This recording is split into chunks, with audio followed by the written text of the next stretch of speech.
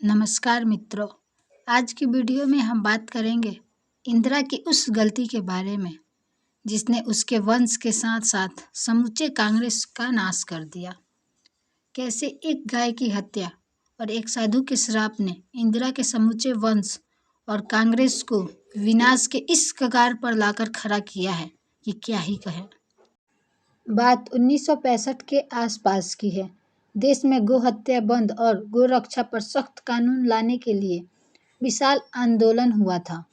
साधु संत सड़कों पर उतर गए थे और इंदिरा को अपना वादा निभाने को कह रहे थे। वो वादा जो उन्होंने कारपात्री जी महाराज से चुनाव के पहले किया था। इंदिरा महाराज जी की बहुत बड़ी प्रशंसक थी और उनका बहुत सम्मान भी करती थी। इंदिरा ने महाराज जी से जीत का आशीर्वाद मांगा था और उन्होंने आश्वासन दिया था कि चुनाव जीतने के बाद सारे गोकशी के अड्डों को बंद करवा देंगी। वह चुनाव तो जीत गई पर अपना वादा पूरा नहीं करना चाहती थी। इसी बात से गुस्सा होकर साधु संतों को सड़कों पर आना पड़ा था। उनके मुखिया और इस आंदोलन के कर्ता धर्ता कारपात्री महाराज जी ही थे। तारीख थी 7 नवंबर 1966 की। करपात्री महाराज और उनके साथियों को आमरण अनशन का ऐलान कर दिया और सांसद की ओर कूच कर गए। महिलाओं ने भी भारी संख्या में इस आंदोलन में हिस्सा लिया था। संसद के बाहर करनाल जिले से जनसंघ के तत्कालीन सांसद स्वामी रामेश्वरानंद ने संतों से कहा कि वे संसद में जाएं और सांसदों को बाहर लाएं ताकि गो हत्या रोकने से जुड़ा कानून बनाया जा सके। अभी हमारे साधु संसद के अंदर पहुंचे भी नहीं थे कि इस बात से गुस्सा होकर और सत्ता के मद में चूर इंदिरा ने संतों पर फायरिंग का आदेश दे दिया। अंधाधुंध गोलियां चली, सैकड़ों साधु संत मारे गए और इस आंदोलन में एक गाय भी थी जिसकी फायरिंग की वजह से जान चली गई। हजारों लाशों के बीच बैठे कारपात्री महाराज को इंदिरा से ये उम्मीद नहीं थी।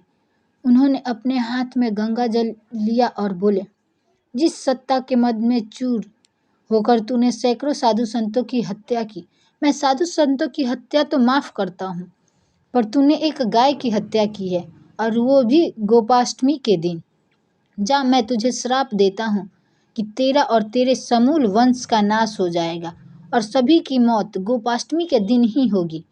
और कारपात्री महाराज की ये बात, उनका ये श्राप इंदिरा को लगा, और लगता भी क्यों नहीं। हमारे एक सच्चे और एक सनातनी साधु ने विक्षुब्ध होकर जो ये श्राप दिया था। इस घटना से हमारे कारपात्री महाराज जी बहुत ही विक्षुब्ध हो गए थे और वे अवसाद में चले गए और इस गम में ही उनकी मृत्यु हो गई। लोग ये बात भूलते चले गए। किसी बड़ी मीडिया संस्था ने भी इस बातों को नहीं उठाया, पर कहते हैं ना कि एक साधु का श्राप कभी खाली नहीं जाता, और हुआ भी कुछ ऐसा ही। इंदिरा, उनका वंश, उनका खानदान, उनका कांग्रेस आज सारे ही विनाश के उस हाशिए पर खड़े हैं जहां कोई भी खड़ा नहीं होना चाहेगा। इंदिरा गांधी की गोली मारकर हत्या कर दी गई और ये दिन भी गोपाष्टमी का था। उनके पुत्र संजय गांधी, राजीव गांधी दोनों की आकस्मिक मृत्यु हो गई और दुर्भाग्य से दोनों की मृत्यु भी गोपाष्टमी के दिन ही हुई।